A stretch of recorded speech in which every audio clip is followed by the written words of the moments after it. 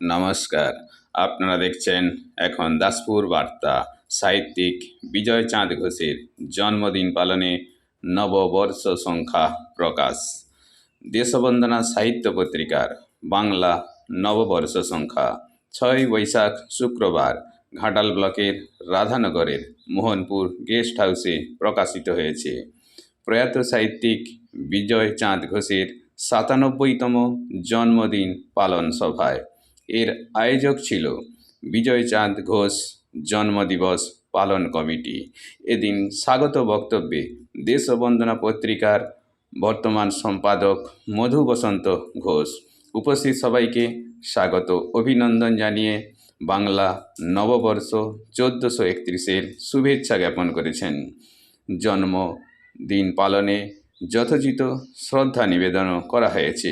এদিন কথায়, কবিতা পাঠে, আবৃত্তি ও সঙ্গীত পরিবেশনে মুখরিত সভায় সাহিত্যপ্রেমীদের সাথে আরও বিশিষ্ট ব্যক্তিদের মধ্যে ছিলেন সৃজন সাহিত্য পত্রিকার সম্পাদক অধ্যাপক লক্ষণচন্দ্র কর্মকার, বর্ণদ্বীপ পত্রিকার সম্পাদক বরুণ কুমার চক্রবর্তী, কবি তপনজ্যোতি মাঝি, গোকুল মাইতি, শেখ মনিরুল ইসলাম,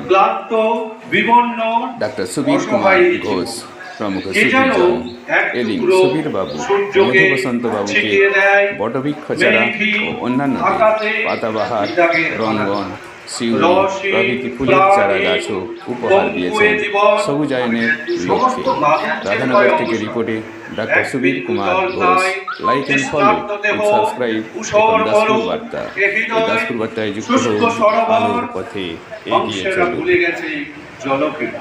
কে তুমি রুদ্র গৈরিক পোশাকে দুহাতে ছড়িয়ে যাও আগুনের ফুলকি, শহরে গ্রামে গঞ্জে আকাশে বাতাসে সবুজ শ্যামলিমায় সর্বত্র পুড়িয়ে করো ছারখার।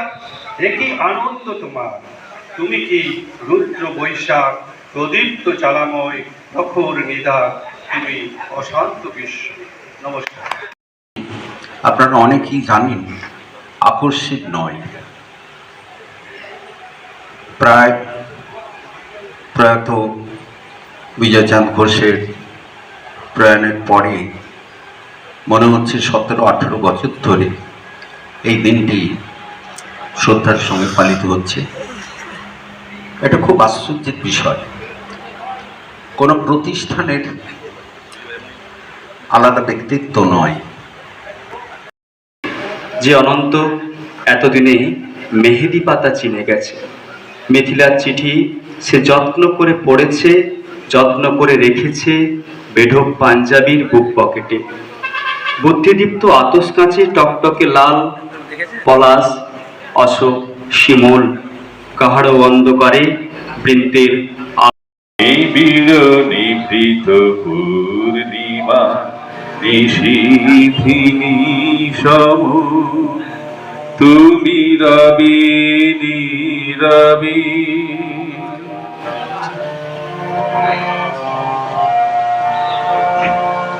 মম জীবন যৌবন মম অখিল ভুবন। সোনাঝুরি গ্রাম, অভয় বাউলের চায়ের ঠেক আর ছোড়া পাতা বিছানো পথ, ভেসে আসছে শান্তিদেবের গান।